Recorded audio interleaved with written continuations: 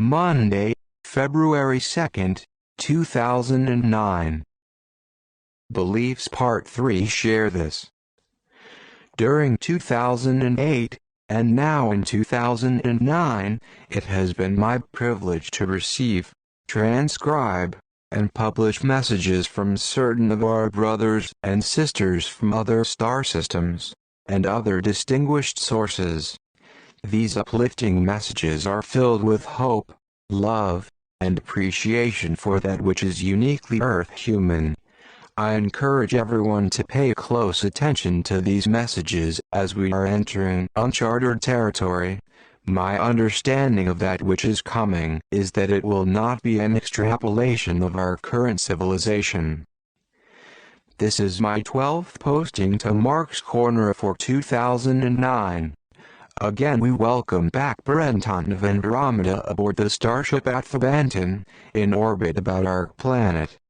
Today we also have a special message from someone whom I will allow to introduce himself.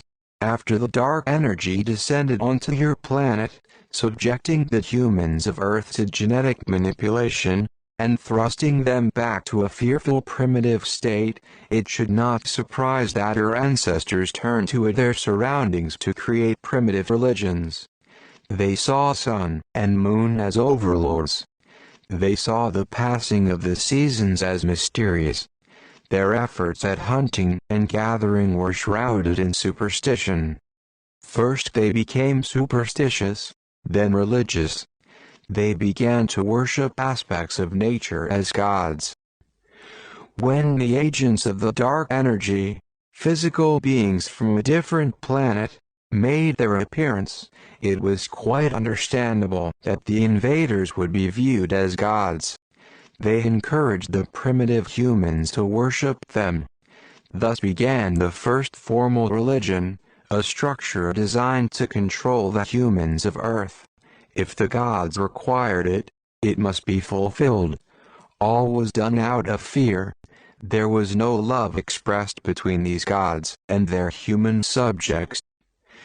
My ancestors from Andromeda were powerless to interfere. A powerful shield had been thrown over your planet by the dark energy. Our scouting parties were rebuffed. At the same time, we were occupied with defending our own planets from intrusion by the dark energy. We paid scant attention to your planet for many thousands of your years. The situation on Earth deteriorated. However, there remained a spark of the Creator within primitive man, and in many instances the rule of the dark energy was not complete. Slowly, ever so slowly, primitive enclaves advanced beyond the role of hunter-gatherers. However, religions continue to hold all in bondage. The recorded histories of Egypt, Babylon, and other ancient cultures demonstrate the hold that the priests of those cultures had over the common people and their rulers. Depictions of Egyptian rulers show them surrounded by tall, off-planet allies. The religion of Egypt was one step above that of early man, but it served equally well to keep people in bondage. Atlantis and New Umaria preceded the culture of Egypt. These were colonies established by those of us from other planets. All went well until the spiritual aspects of these cultures deteriorated into religions with heightened positions for the priests and priestesses, and fear began to rule.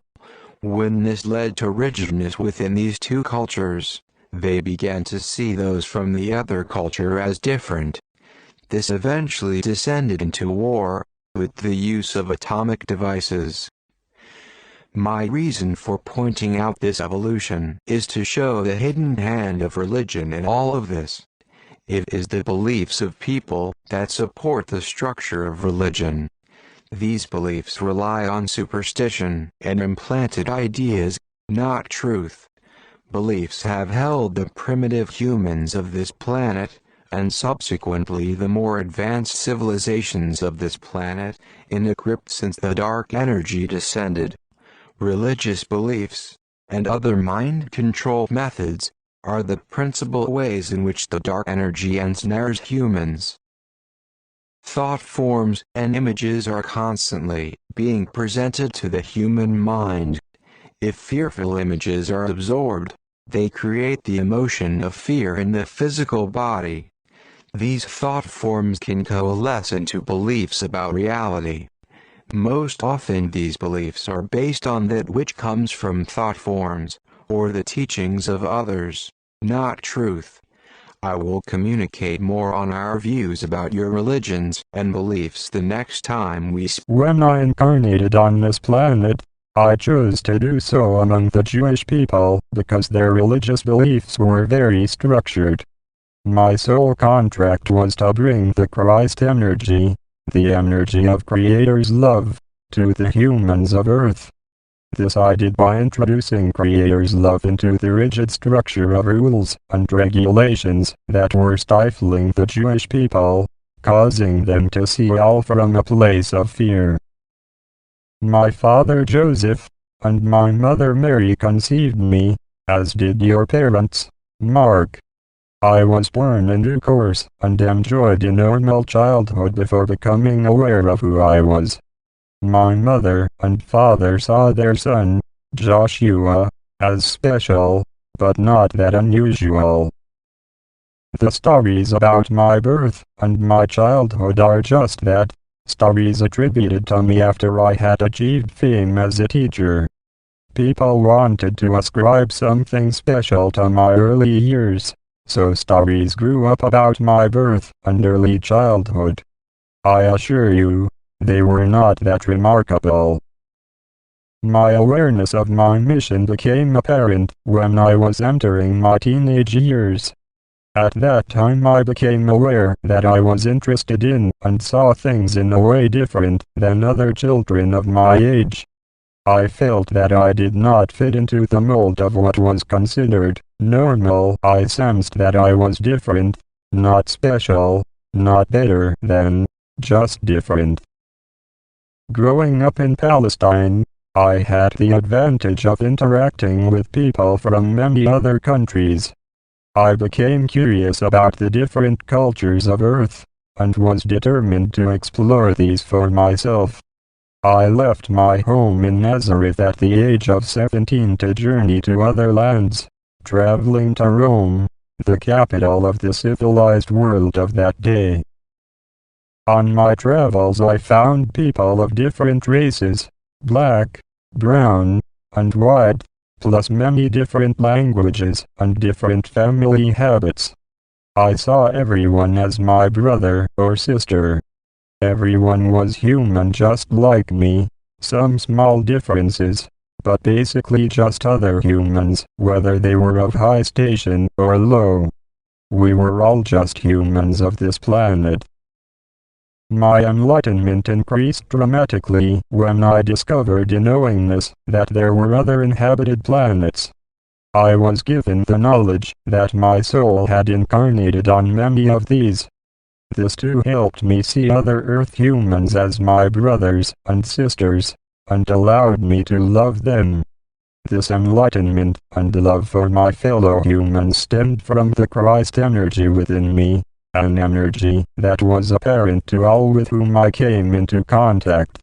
I will have more to say in forthcoming messages. My love to all until we speak again. Thank you, Bren-Ton, and a special thank you to Jesus. It is my pleasure to transcribe your words. This entire process humbles me, as I comprehend the level of cooperation and love among those beyond our planet.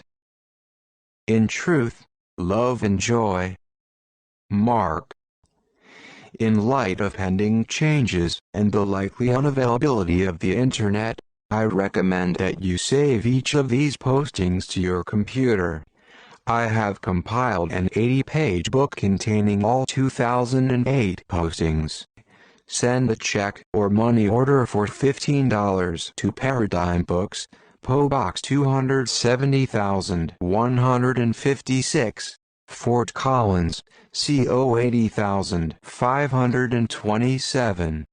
A CD containing the 2008 messages is $6.